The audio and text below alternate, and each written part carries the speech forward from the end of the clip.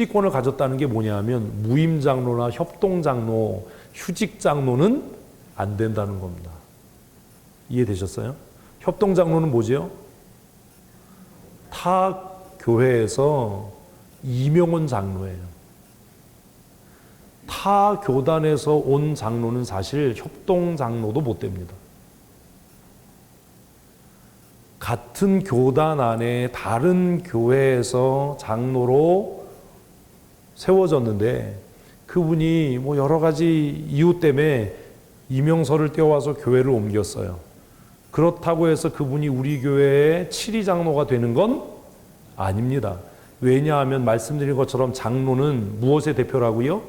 성도들의 대표인데 그는 전임교회에서 성도들의 지지를 받아서 장로가 됐지만 우리 교회에서는 어느 성도도 그에 대해서 신임과 신뢰를 표시한 적이 없기 때문입니다. 그러니까 그냥 그가 가지고 있는 신학적인 것과 그가 장로로 임직했던 것을 예우해서 협동케 하는 협동 장로의 직을 줄 수 있지만 그는 당회의 언권 회원이지 결정권은 없는, 결의권은 없는 회원입니다.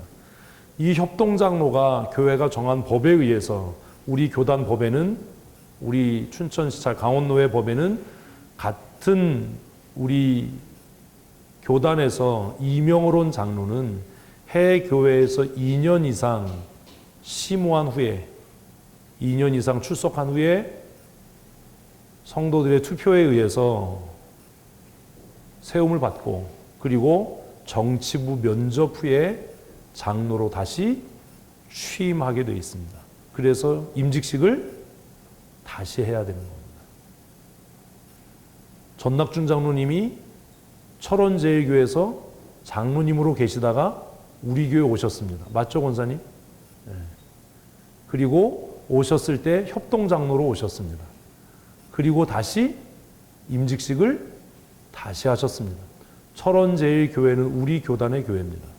그런데 왜 임직식 다시 해야죠? 이해되셨어요?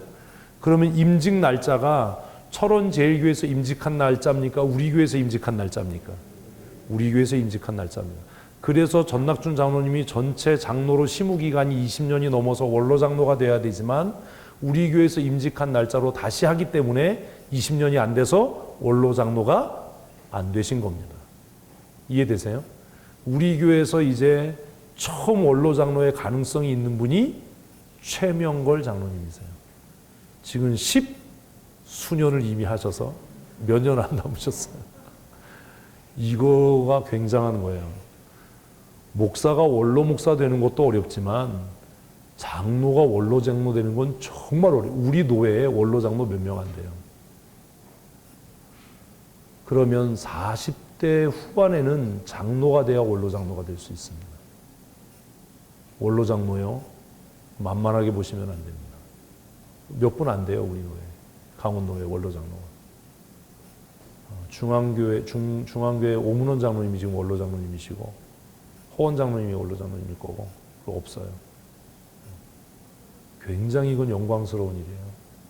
노회 원로 장로가 된다는. 그 출석부에도 은퇴 장로로 표시 안 되고 원로 장로로 표시가 돼요. 목사들도 원로 목사하고 은퇴 목사하고 달라요. 굉장히 중요한 거예요. 그래서 위임받은 목사와 치리권을 갖고 있는 장로가 당회를 구성하고 당회가 구성된 교회만이 뭐라고요? 교회예요. 조직교회. 무슨 교회요? 조직교회예요. 당회가 없는 교회는 미조직교회예요. 미조직교회는 교회 숫자에 안 들어갑니다. 그래서 노회 안에 당회를 갖추고 있는 조직교회 숫자만이 노회가 총회에 총대를 보낼 수 있는 기초가 됩니다. 어렵죠? 목사님들도 이걸 잘 이해를 못해서 자꾸 딴소리하는 분들이 있는데 잘 듣고 기억하셔야 돼요. 그러면 만약에 타교단에서 장로가 돼서 우리 교단으로 온 분은 어떡하냐? 그분은 5년 이상 그 교회에 출석하고 심우하고 그리고 처음 장로되는 과정을 다 그대로 거쳐야 됩니다. 그래야 7위 장로가 되는 겁니다.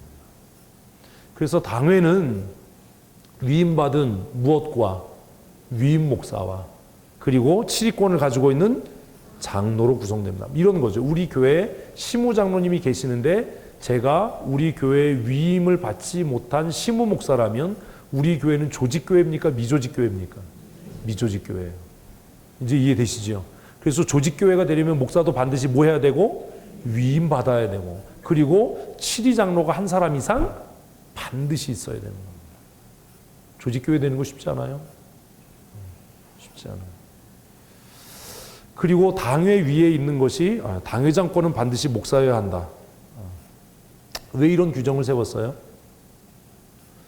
미국 교회가 얘를 한번 손봤어요. 그래서 야 당회장을 돌아가면서 하자. 당회장권이 굉장히 무서운 권한입니다. 근데 또 당회 끝난 다음에 당회장 목사님이라고 부르면 안 돼요. 주보에다가도 당회장 목사라고 쓰는 정말 정신 나간 사람들이 있는데 주보에다 당회장이라고 쓰는 사람은 이게 좀 얼빠진 사람이에요. 당회장은 언제만 당회장이에요? 당회가 개최됐을 때만 당회장이에요. 당회 끝났는데 무슨 당회장이에요. 당회장권은 반드시 목사여야 한다라는 규정을 왜 처음 장로교회가 생겨질 때 이런 규정을 뒀을까요? 장로님들이 하고 싶어서요? 아니에요. 교회가 신학적으로 타락하는 것을 막기 위한 겁니다. 그래서 지금도 당회장권은 당회원이 여럿이어도 누구에게만이요? 목사에게만. 미국 교회가 이걸 손봐서 당회원들이 돌아가면서 당회장권을 가진 적이 있었어요. 교회가 쫄딱 망했어요. 그래서 다시 이 규정을 다시 미국 교회는 회복했습니다. 당회 위에 있는 것이 뭘까요? 노회입니다. 시찰회 아닙니다. 시찰회는 재판권이 없어요. 시찰회는 그냥 각 그 지역에 있는 교회들을 돌아보는 거예요. 그래서 같이 위로하고 기도하고 경제적으로 어려우면 도와주고 그리고 노회에 올릴 서류들을 점검하는 게 시찰회가 하는 일이지 시찰회는 사실 아무런 법적인 능력이 없어요. 시찰회는 치리회가 아니에요. 그래서 당회 위에 뭐가 있어요? 노회가 있어요. 그래서 우리 교회는 당회로서는 뭐예요? 대한예수교 장로회 춘천 성도교회. 우리 교회 정식 이름은 성도교회가 아니에요. 춘천 성도교회예요. 우린 성도교회가 아니에요. 춘천 성도교회. 성도교회가 많아요. 이게 교단에 등록된 이름이에요. 춘천 성도교회. 춘천 성도교회. 왜 그랬냐 하면 옛날에 우리 효자동 교회였잖아요. 너무 옛날에서 모르죠. 효자동 교회였어요. 근데 조금 이름이 어떻지요? 누가 촌스럽다고 그랬어요? 효자동에 살면서. 그래서 어떤 이름으로 바뀔까 하다가 그 서울에 성도교회가 큰 교회가 있어요. 그래서 풍운의 꿈을 안고 우리도 저렇게 그 성도교회인데 아직 그래요. 근데 그 성도교회가 서울에 있지 않고 우리는 어디에 있으니까 춘천에 있으니까 춘천 성도교회. 우리 교회 이름은 춘천 성도교회입니다. 춘천 성도교회 위에 뭐가 있는 거예요? 강원노회가 있는 거예요. 강원노회. 강원노회는 강원도 중에 영서지방 전체를 이야기합니다. 영동지방은 강동노회예요. 강동노회. 두 개의 강원도의 노회가 있었는데 예전에 강원노회가 싸웠어요. 그래서 A씨, 그래서 북강원노회하고 강원노회가 갈라졌는데 해보니까 안 되거든요. 그래서 얼마 전에 다시 합쳤는데 시끄러워요, 아직도. 노회는 그냥 모였다고 노회가 되는 게 아닙니다. 교회도 교회가 되려면 세례교인이 15명 이상 있어야 교회입니다. 15명 세례교인이 없으면 기도처입니다. 교회가 아닙니다. 그리고 25명 이상 돼야 장로를 한 사람 세울 수 있고 세례교인 25명이 있을 때 장로님 한 사람 세우고 목사를 이제 위임하면 뭐가 되고요? 조직교회가 되고 그 조직교회가 21개가 있어야 하나의 노회가 됩니다. 노회되기 어려워요.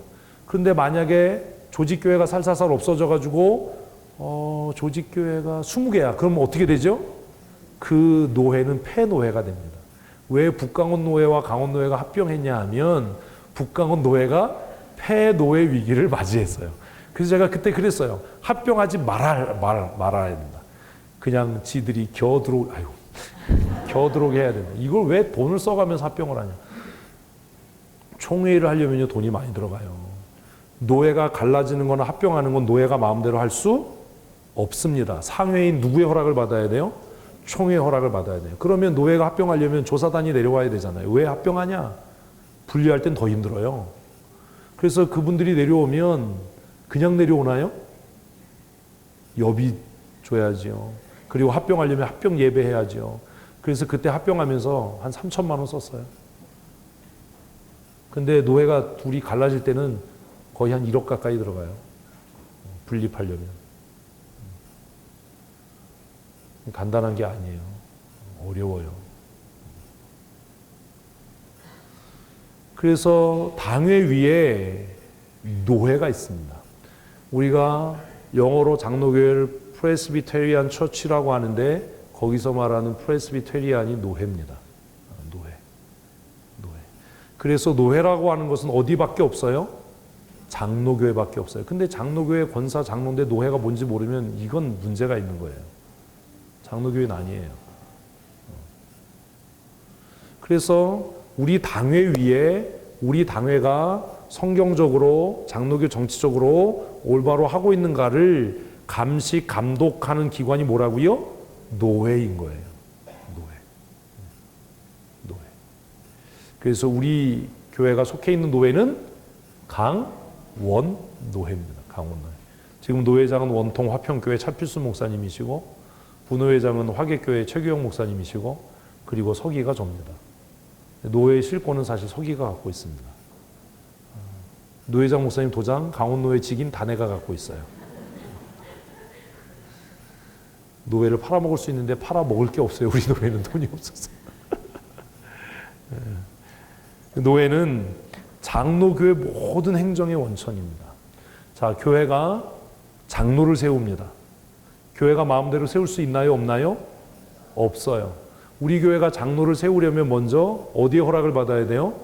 노회 허락을 받아야 돼요. 우리 교회가 이제 장로를 세우려고 합니다. 하고 장로 있을 경우에는 증언청원. 장로가 없는 교회에서 장로를 처음 세울 때는 장로 허락청원. 장로를 세우는 건 노회 허락을 받아야 돼요. 그냥 우리가 세우는 게 아니에요. 그래서 노회에 우리 교회 세대교인 숫자가 얼마예요? 우리가 이렇게 장로를 세우려고 그래요. 그래서 그 허락을 받고 난 다음에 공동의회 공고를 하고 투표를 해서 장로를 세우는 겁니다. 이해되셨죠? 장로가 있는데 장로를 더 세우려고 하면 노회에 뭐 해야 된다고요? 장로 증언 청원을 하고 장로 증언 청원할 때 현재 장로가 몇 명인지, 시무장로가 몇 명인지, 현재 세대교인 숫자가 몇 명인지, 그리고 몇 명을 더 세우려고 하는지 하는 것들을 서류를 갖춰서 내야 됩니다. 그러면 그걸 누가 봐요? 서기가 봐요. 서기가 점검을 하고 그리고 사실은 이 숫자가 허수가 아닌지 시찰장한테 물어서 확인을 해야 돼요. 거짓말할 수 있잖아요. 그리고 허락이 되면 공동회에 공고를 하고 투표를 해서 세례교인 3분의 2 이상의 찬성표를 얻어야 피택되게 되는 겁니다.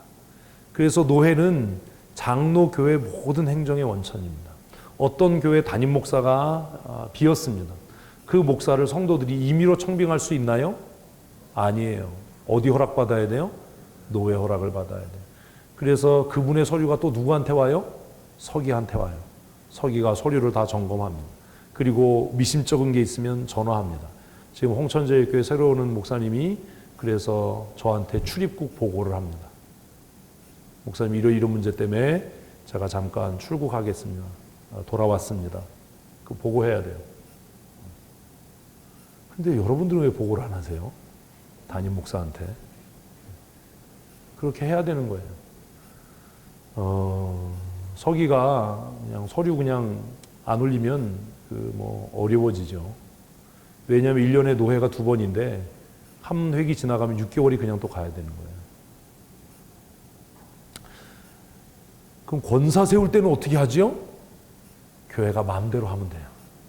왜냐하면 권사는 노회의 총대권이 없기 때문입니다. 권사는 노회 총대권이 없어요. 그래서 장로님들은 노회 총대권이 있고 총회의 총대권을 가질 수 있기 때문에 노회의 허락을 받아야 됩니다. 우리가 노회 허락을 받아서 장로가 되면 그 명단이 어디로 가요? 총회로 가요. 그래서 우리 총회 홈페이지에서 최명걸 치면 춘천성도교회 시무장로 이렇게 나와요. 언제 임직했는지 그 기록이 있어요. 장로 되는 게 그렇게 간단한 게 아니에요. 집사는 없어요. 집사는 교회 맘대로 세워요. 왜요? 역시 총대권이 없기 때문입니다. 그러니까 장로님은 노회에 뭐가 되고 총대가 되고 목사는 노회의 회원인 거예요. 총대와 회원은 다르죠.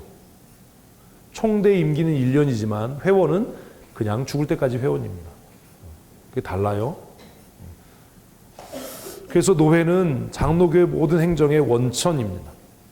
노회는 해당 지역 내에 있는 모든 목사와 총대, 다시 말하면 장로를 그 회원으로 합니다.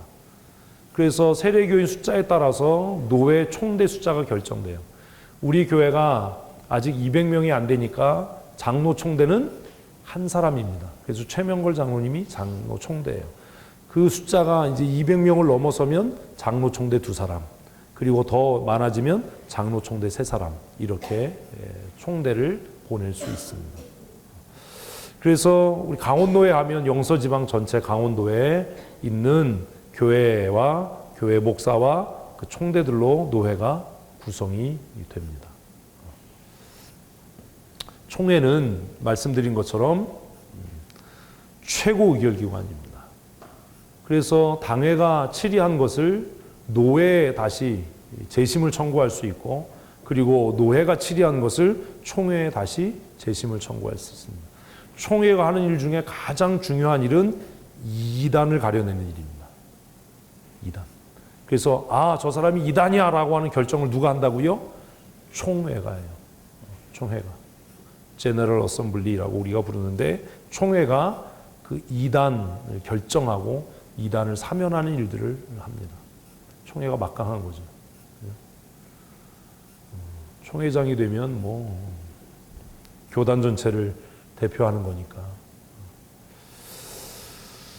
말씀드린 것처럼 총회는 교회의 신앙에 관한 문제, 신학과 신앙에 관한 문제 전체를 재판하는 최고의 의결기관으로서 의미를 갖습니다. 총회는 1년에 한 번 회집을 하지요. 올해는 추석 연휴가 있어서 9월 마지막 주간에 26일부터 30일까지 서울에 있는 충현교회에서 총회가 회집됩니다. 일주일 내내 아침부터 저녁 10시, 11시까지 요즘에 회의를 한다는데 뭘 그렇게 회의할 게 많은지 모르겠지만 하여튼 그래요. 제가 고민이에요, 지금. 노회 서기는 꼼짝없이 다 참석해야 되거든요. 그리고 그거 갔다 와서 또 노회 보고해야 되거든요, 총회 결과를. 그래서 제 성향상 이게 잘 안 맞는데 이걸 잘 버틸 수 있을까? 지금 여러 사람한테 연막을 막 이렇게 피웠는데 안 된다고 그러더라고요. 그래서 제가 이제 이렇게 여간 잡아서 합숙을 하거든요. 그래서 제가 교회하고 가까운데 교회 가서 새벽 기도하면 안 되나? 이랬더니 선배 목사님들이 갑자기 일제히 저를 향해서 레이저 포를 발사하면서 서기가 어딜 가냐고. 그래서 그냥 찍소리 안 하고 꼬리를 내렸어요. 더 얘기하면 맞을 것 같아서. 총회는 1년에 한 번 열려지고요. 그 1년에 한 번 열려서 이제 총회장을 뽑는 일을 하게 되지요. 우리 교단은 지금 선거 방법이 제비뽑기와 직선제를 함께 사용합니다. 왜 그러냐 하면 돈이 너무 많이 들어가는 거예요. 지금 우리 이게 통일되면 더 문제일 것 같아. 지금 남쪽이 이렇게 있는데 제가 오늘 너무 길어질까 봐 그걸 안 해요. 선교사들이 선교 지역을 나눌 때 황해도, 전라도, 경상도 이쪽은 다 장로교가 맡았거든요. 그러니까 지금 이제 이렇게 분단되고 나서 이북에 있는 노예들이 내려오고 나니까 이게 좀 복잡해졌는데 아직도 호남 영남세가 세요. 전라도 가면 장로교 아니면 다 이단이에요, 거기는. 전주 같은 데는 전주시가 조그만데 거기 노회가 3개인가가 있어요. 춘천시에 노회가 3개 있다는 게 이게 이해가 되세요? 거기는 장로님들이 엄청나요, 거기는. 그러다 보니까 총회장을 뽑으면 계속 어디에서 나오는 거예요? 거기서 나오는 거예요. 그러니까 야, 이제 안 되겠다. 그래가지고 권역을 5개로 나눴어요. 그래서 중부, 호남, 영남, 뭐 서울 뭐 이렇게 나눠가지고 돌아가면서 하는 거예요. 돌아가면서. 근데 사실 서울에서 어떤 사람이 총회장 후보로 나왔어요. 그럼 나를 알려야 되잖아요. 어떻게 알려요? 그럼 그 지역에 협의회가 있어요. 어? 지금 우리는 중부협의회에 속해 있거든요. 강원도는. 마지막이니까 잘 들으셔야 돼요. 우리는 지금 강원노회이고 강원도는 어디 속해 있다고요? 중부협의회에 속해 있어요. 제가 중부협의회 부석이에요. 여러분들이 저를 우습게 보지만 제가 그렇게 우스운 사람이 아니에요. 부석인데 하는 일은 아무것도 없어요. 그래서 총회 임원이 그냥 나가는 게 아니라 그 협의회에서 공천을 하는 겁니다. 그걸 가지고 다시 작업을 하는 거예요. 근데 보세요. 뭐 내가 이제 인사를 하러 갔어요. 그러면은 밥이라도 사야 될 거 아니에요. 어? 협의회 가서 임원들 불러서 식사를 한번 사요. 아, 제가 이번에 뭐 총회장으로 101회 우리 총회장으로 출마한 사람입니다. 잘 부탁드립니다. 근데 한 끼 식사를 하는데 10,000원짜리를 산다고 합시다. 그러면 10명 모임이 10만 원이고 100명 모임은 100만 원이에요. 제가 몇 년 전에 GMS 이사장 선거하는데 그 선배 목사님이 도와달라고 그래서 갔는데 뭣도 모르고 쫄래 갔는데 진짜 창피해가지고 그날 지각을 했어요. 호텔을 못 찾아서. 헐레벌떡 가가지고 밥을 먹고 나중에 나오면서 물었어요. 이게 도대체 얼마짜리냐. 싼 거 오늘 먹었다고. 그래서 얼마냐. 그러니까 10만 원이래요. 부가세 10% 하면 11만 원이지요. 그날 20명 모였거든요. 얼마죠? 그래서 제가 이건 하지 말아야 될 일이다. 근데 그나마 그렇게 하는 건 깨끗하고 투명한 거예요. 다른 분들은 그렇게 갈 때 또 뭘 줘요? 여비를 주죠. 그래서 제가 우리는 그런 건 하지 맙시다. 선배 목사님들.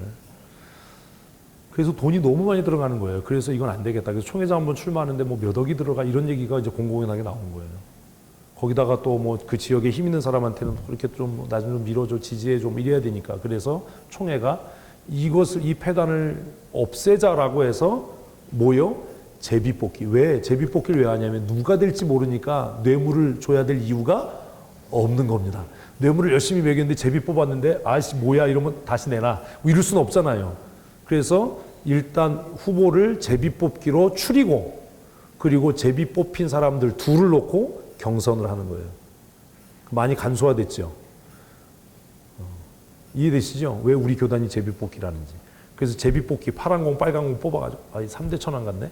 뽑아가지고 그 둘을 놓고 그래서 이번에도 부총회장 후보가 둘이에요. 총회장은 단독 출마합니다. 왜 총회장을 단독 출마하게 했냐면 아까 말씀드린 그런 문제 때문입니다. 그래서 몇 년 전만 해도 공공연하게 총회장 출마하려면 한 10억 든다라는 얘기가 있었어요. 별로 믿음이 좋아서 놀라질 않네. 10억이면 예배당을 짓는데 선교사를 도대체 몇 명을 보내는 거예요. 감리교는요 이게 더 심해요. 굉장히 심합니다. 각 교단이. 근데 총회장 되면 일단 대통령을 일단 만날 수 있잖아요. 내가 만나기 싫어해도 대통령이 불러요. 특별히 나라가 어수선하고 복잡하면 대통령이 와달라고 얘기를 해요. 가서 사진 한 장 찍고 와야죠. 거실에 걸어놔야 되잖아요. 당회실에.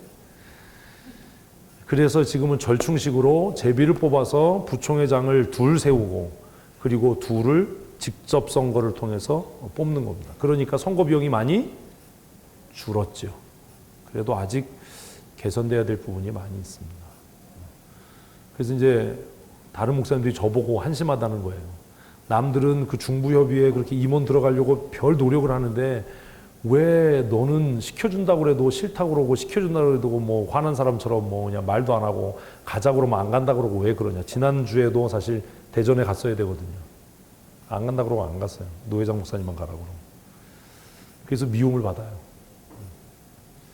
이런 게 참 어려워요. 사실 사람이 하는 일이기 때문에 그런 것들도 잘 이해하셔야 됩니다. 그래서 총회장이 되면 교단 안에 있는 12,000개의 교회 그리고 2만 명의 목회자들, 우리 교단에 소속되어진 2,500명의 선교사 전체를 대표하는 사람입니다. 굉장한 거죠.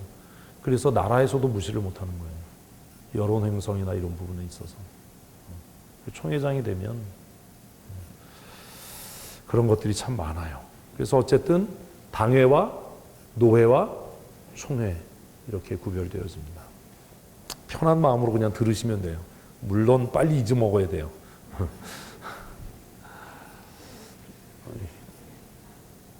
이게 왜 똑같은 게 나와? 장로교회 신학은 그럼 뭐냐? 장로교회 신학을 우리가 흔히 칼빈주의 5대 교리라고 이야기해요. 칼빈주의 5대 교리는 칼빈이 그것을 뭐 교리화하려고 만든 게 아닙니다. 지금 나와 있는 이건 뭐지요? 알미니안주의입니다. 알미누스라고 하는 사람이 성경 전체를 체계화하는 일을 했어요. 그래서 그 사람이 5가지 강령을 발표했어요. 첫째, 인간이 타락하긴 했지만 쉽게 정리하면 그거예요. 우리가 완전히 몹쓸 놈이 된 건 아니다. 하나님이 우리에게 주신 일반 은총의 영역과 우리에게 주신 지적인 능력으로 우리가 구원에 이를 수 있다. 그리고 하나님께서 우리를 선택할 때 우리를 무조건적으로 선택한 게 아니라 하나님께서 권기옥 쟤를 내가 구원해야지 이렇게 마음 먹으셨을 때는 권기옥이가 어느 날 말씀대로 살고 믿음으로 살 것을 미리 아셔서, 그래서 예지예정이라는 얘기를 한 거예요. 미리 아셔서 선택한 거지 하나님이 무조건적으로 선택한 게 아니다. 그리고 하나님은 모든 인류 전체를 구원하시길 원하시지 누구 하나도 지옥 가는 걸 원하지 않는다 라고 얘기를 했어요.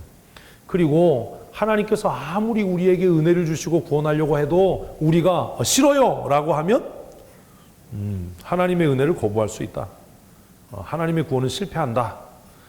그리고 우리가 하나님 나라 갈 때까지 하나님이 물론 성령을 통해서 우리를 보호하시고 인도하시지만 그것도 하나님께서 모든 사람에게 주시는 것이 아니라 그 은혜를 은혜되게 하는 사람들에게만 주시는 조건적인 견인이다. 이렇게 5가지를 얘기했어요. 이렇게 5가지를 신학적인 사상을 얘기했던 이유는 이게 성경의 가르침이기 때문이 아니라 이미 이 신학 사상에는 인본주의가 짙게 깔려 있는 겁니다. 이 5가지 신학 사상에서는 하나님의 절대적인 섭리와 주권이라고 하는 것이 어느 정도 포함되어 있지만 하나님의 섭리와 주권 못지않게 뭐가 강조되고 있죠? 인간의 주권이요. 많은 사람들이 이 교리를 마음에 들어 했어요. 왜? 이 교리 들으니까 우리가 어때요? 좀 그럴싸하잖아요. 좀 괜찮잖아요. 근데 문제가 있다라는 거죠. 이건 성경적이지 않다라는 거예요. 그래서 이것들을 논리적으로 반박하기 시작했습니다. 그래서 우리가 읽은 로마서 3장의 말씀처럼 인간이 부분적으로 부패한 게 아니라 어떻다? 전적으로 부패했다. 의인은 없나니 하나도 없다. 다 치우쳐 무익하게 되고 선을 행하는 자가 없나니 한 개도 없다. 무슨 말을 하는 거냐? 우리가 무슨 부분적으로 부패했어? 웃기는 소리 하지 마. 우리는 전적으로 하나님의 은혜가 아니면 구원받을 수 없어. 그게 첫 번째 교리예요. 장로교회. 우리는 다 죄인이다. 하나님의 은혜로 구원함을 얻는다. 그러니까 여러분, 믿음이 먼저입니까? 회개가 먼저입니까? 이렇게 물으니까 이제 헷갈리죠. 다른 말로 할게요. 은혜가 먼저입니까? 회개가 먼저입니까? 근데 왜 아까하고 얘기가 달라요? 다시요. 믿음이 먼저입니까? 회개가 먼저입니까? 믿음이 먼저예요. 은혜라는 말과 믿음이라는 말은 같은 얘기입니다. 자, 생각을 해보세요. 우리가 전적으로 무능한 사람이라면 우리가 회개할 수 있나요? 없잖아. 권기옥. 무슨 말인지 아시겠어요?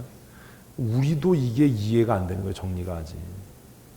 우리가 정말로 완전히 타락해서 죽었다고 한다면 죽은 사람은 내가 죽은 걸 모르죠. 근데 어떻게 회개해요?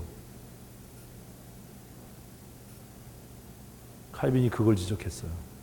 야, 웃기는 소리 하지 마. 하나님께서 먼저 우리에게 은혜를 주셔야 뭘 알아? 내가 죄인인 걸 알아. 그래서 왜 회개를 안 하느냐? 자기가 죄인인 걸 몰라서 회개를 안 하는 거지, 알면서 고의적으로 회개하지 않는 게 아니다. 그러면 왜 하나님께서 그 사람이 죄인인 걸 알게 하지 않느냐? 그에게 구원의 은혜를 주시지 않은 거다. 그러니까 회개가 먼저라고요? 믿음이 먼저라고요? 믿음이 먼저예요. 나중에 딴소리 하지 마세요. 이걸 회개가 먼저야라고 하면 그 사람은 알미니안주의자입니다. 그 사람은 장로교인 아닙니다. 목사님들도 이걸 지금 헷갈려해요. 그러니까 우리가 아무리 그 사람에게 호의를 베풀고 아무리 교회 나올 만한 쾌적한 환경을 만들어줘도 하나님께서 그 사람의 마음에 뭘 주시지 않으면, 믿음의 은혜를 주시지 않으면 그 사람이 예수 믿는다고요? 안 믿는다고요? 안 믿는다니까요. 안 믿어요. 그러니까 사실 교회는 신앙생활하기 편하게 만들어야 돼요? 신앙생활하기 어렵게 만들어야 돼요? 그게 더 안전한 거예요. 신앙생활 어렵게 만들어 놔야 진짜 하나님께서 택한 사람만 남을 수 있는 확률이 높아지는 겁니다. 지금은 교회가 너무 느슨한 거예요. 그래서 구원과 관계없이, 하나님의 은혜와 관계없이 그냥 쾌적하고 편하고 쉬우니까, 사회나 여기나 별반 다를 게 없으니까 그냥 취미생활 하듯이 교회 나오는 사람이 훨씬 많아지는 거예요. 이건 교회가 범죄하는 거예요. 교회는 빡세야 돼요. 빡센데도 남아있는 사람이 하나님이 택한 사람이에요. 이해되세요? 제가 왜 그렇게 빡세게 하는지? 사실 우리 교회는 빡세지도 않아요. 좀 모양만 그럴까 이러는 거지. 이게 굉장히 차이가 나는 거예요. 그래서 알미니안주의의 대표가 감리교예요. 칼빈주의의 대표가 장로교고요. 그래서 우리는 하나님이 은혜 주시지 않으면 회개할 수 없다. 이건 성경을 읽으면 그냥 알게 돼요. 순복음교회도 알미니안주의입니다. 그래서 제가 성경 읽다가 이건 아닌 것 같아. 이렇게 된 거죠. 그렇게 된 거예요. 이해되셨죠? 절대로 헷갈리시면 안 돼요.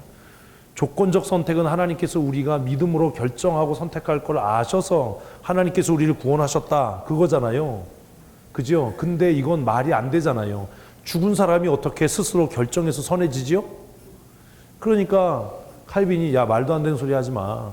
하나님께서 우리를 선택한 건 우리 안에 믿음이 있기 때문이고 우리가 선하게 살 가능성을 보셨기 때문이 아니라 하나님께서 무조건 선택하신 거야. 그러니까 하나님께서 왜 날 선택했는지 나는 안다 모른다? 모른다. 그러니까 이렇게 얘기하면 안 되는데 감리교인들이 진짜 한심한 거예요. 왜 그러냐면 찬송이 그렇게 돼 있어요. 모르는구나. 하나님의 은혜로 있을 데 없는 자. 그 다음이 뭐예요? 왜 구속하여 주는지 나나. 이 찬송을 하는데 어떻게 감리교인이 되냐라는 거예요. 그 찬송의 가사는 이미 하나님의 무조건적인 선택을 노래하는데, 하나님의 은혜로 죽어있는 나를 왜 하나님이 구속해 주는지 난 알 수 없다. 감리교 교리라면 난 알 수 있을 것 같아. 서태지처럼 난 알아요. 이래 되는데 난 모른다. 내가 아무리 봐도 난 죄인이다. 나에게 구원받을 만한 아무런 선한 일이 없다라는 거예요. 그게 이사야의 고백이고 그것이 성경 전체의 고민이에요. 하나님께서 이스라엘 백성들을 애굽에서 건져내시고 나서 뭐라고 얘기냐면, 야 너희가 다른 민족보다 선하고 똑똑하고 이 숫자가 많아서 구원한 게 아니다라고 써 있는데 뭔 얘기하는 거예요? 내가 너희를 그냥 사랑하기 때문이에요. 왜요? 왜요? 그래서 그 왜요라는 질문에 대한 찬송이 뭐예요? 하나님의 은혜로 똑같은 거예요. 이해되세요? 찬송을 우리가 아무 생각 없이 하니까 이게 뭔지 모르는 거예요. 그래서 내가 정말 이해 안 되는 게 어떻게 장로교의 장로였던 사람이 감리교 가냐? 그 사람은 예전이나 지금이나 영원토록 변치 않도록 신앙생활을 한 게 아닌 거예요. 성경 안 읽는 사람이에요. 감리교인이 성경 읽다가 장로교인 될 수는 있어요. 예? 제가 금남교 있을 때 그랬다고 그랬잖아요. 찾아가지고 막 따지다가 네 질문해봐. 내가 다 대답해 줄게. 교회로 옮겼어요. 괜히 그냥 괜한 짓을 한 거죠, 내가. 조건적 선택이 아니라 하나님은 우리를 어떻게 하셨다? 무조건적으로 선택했다. 하나님이 왜 우리를 구원했는지 알 수 없어요. 그것에 대한 좋은 성경의 예가 뭐냐 하면 토기장이의 비유예요. 반박할 수 있는 성경이 있으면 얘기해 보세요. 토기장이가 진흙 한 덩이를 가지고 물컵을 만들지 오강을 만들지 누구 마음이야? 토기장의 마음이야. 토기장에게 그런 권한이 없겠어? 어디 따져 씨. 로마서에서도 그 얘기를 해요. 내가 선과 긍휼과 자비를 베풀어야 할 사람들에게 선과 자비와 긍휼을 베풀었다고 해서 네가 나를 불의하다라고 얘기할 수 있냐? 그럴 수 없다. 근데 우리는 그렇게 얘기해요. 하나님 왜 우리를 버리셨어요? 버린 게 아니에요. 그것을 유기라고 얘기해요. 그냥 내버려 둔 거예요. 그래서 하나님의 사랑은 공평하지 않아요. 하나님의 사랑은 편파적이에요. 여러분이 구원받은 게 편파적인 사랑의 증거예요. 나은 게 아무것도 없잖아요. 나은 게 있다고 생각하나 보지? 만인 속죄는 하나님이 모든 사람을 다 구원하시길 원하신다는데 아닌 거지요. 그죠? 성경에는요, 처음부터 끝까지 하나님이 모든 백성을 다 구원하길 원하지 않는다라고 얘기해요. 제가 볼 때 야곱과 에서 중에 누가 더 훌륭해요? 에서가 더 남자다워요. 난 야곱 난 싫어요. 짜증나요. 뭐 성경에 그림은 안 그려있지만 알잖아요. 맨날 엄마 뒤에 졸졸졸 따라다니면서 그냥 설거지나 하고 그냥 너 새끼 아주 그냥 에서 얼마나 멋있어요. 나가서